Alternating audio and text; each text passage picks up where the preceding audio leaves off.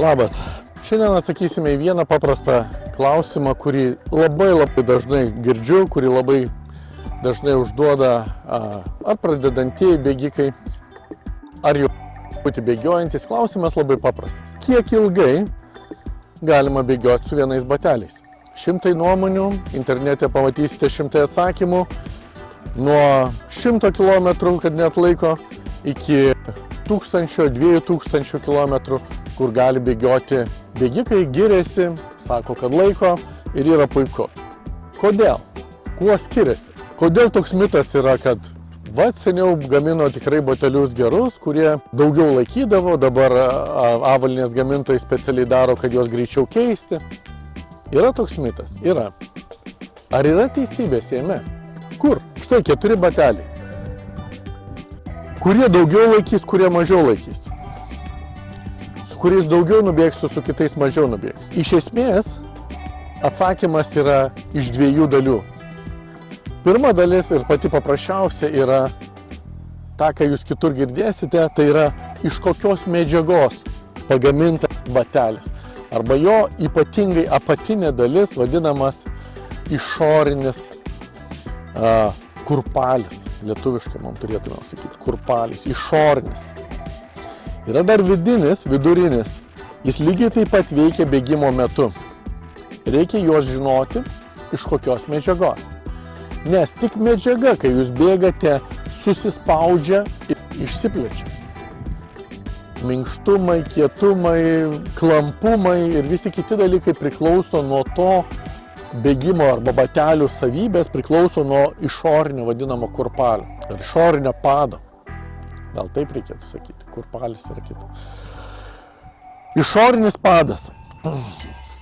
Taigi, vienas batelis yra iš vienos medžiagos pagamintas, kitą pasimsit ir pasižiūrėsit, kad jis yra pagamintas iš 2 arba 3 sluoksnių ir kiekvienas yra skirtingas. Principas ir yra, kad reikia įsiaiškinti, kokia medžiaga.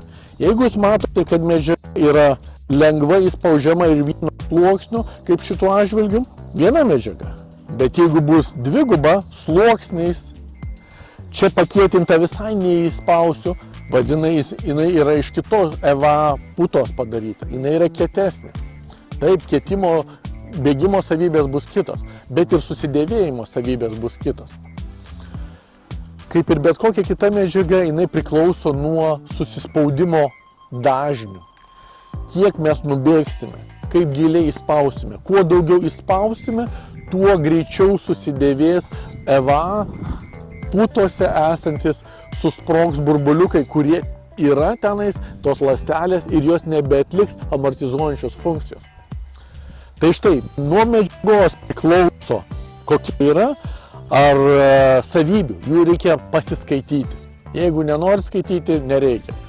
Tai jums pasakys kiekvienas pardavėjas, nes jisai išmokinės yra instrukcijai, ką reikia sakyti. Bet tai tik yra 20–30% jūsų atsakymo, kaip ilgai laikyti bateliai. 70% ilgamžiškumo batelių priklauso ne nuo batelių, o nuo jūsų.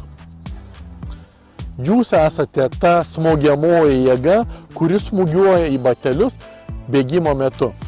Ir čia yra esmė – bėgimo technika ir koks jūsų bėgimo stilius. Moksliniais terminais tai yra sakoma smūgio jėga. Kokia yra smūgio jėga? Ta dalyką galime išmatuoti, dažniausiai nematuojama, bet galime per judesio analizės laboratoriją tą matyti ir perskaičiuoti, bet kokiu atveju priklauso nuo jūsų. Aš jeigu smūgiuoju nuo kulno ir stipriai, mano svoris yra X, aš turiu padauginti iš 3, vadinasi 300, pavyzdžiui, kilogramų, 100, ten, pavyzdžiui, taip toliau, 300 bus smūgio jėga, kurią kulno dalis pasims.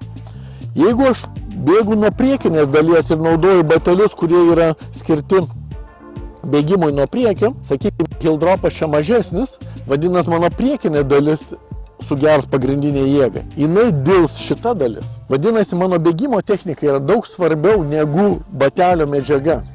Tai vadinasi, aš tą dalyką galiu, ir greitai keldamas koją tą dalyką darau, aš mažai smūgiuoju ne 3 kartais savo kūno svorio, o 2 arba netgi 1,5 karto profesionalūs bėgikai. Vadinasi, aš smūgio jėgą reguliuodamas, apkrovą mažinu ir tokiu būdu man tarnauja žymiai ilgiau. Ir kaip aš sakau, tai yra 70% yra jūsų bėgimo technika, bėgimo stilius ir vėliau tik tais yra medžiaga. Tai štai, nuo to tas mūsų dėvėjimas. Jeigu sveikai ir bėgsite mažai liesdami žemę, jūsų bateliai laikys 2-3 ilgiau negu bėgi greitai ir žemyn smūgiuoja, stipriai smūgiuoja žemę. Tai koks atsakymas, kiek bėgs, priklauso nuo jūsų, kaip jūs treniruositės. Tai tiek kartų.